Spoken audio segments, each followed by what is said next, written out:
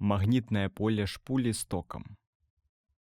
Каб атрымаць карціну лініі магнітнага поля шпулі з токам, нам спатрэбіцца соленоід, крыніца току, ключ, злучальныя правады, жалезнае пілавінне, магнітныя стрэлкі на падстаўках.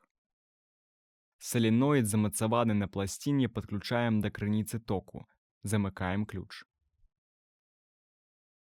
Жалезнае пілавінне намагнічваецца і размяшчаецца гэтак жа, як яно размяшчаецца вакол паласавога магніта.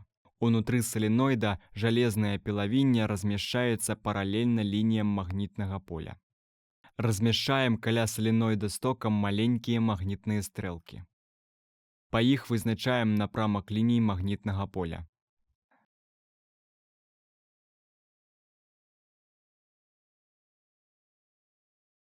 Створанае соленоідам магнітнае поле падобна да поля звычайнага паласавога магніта.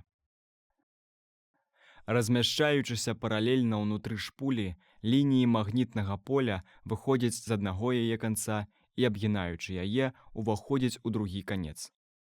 Такім чынам, соленоід з'яўляецца электрамагнітам.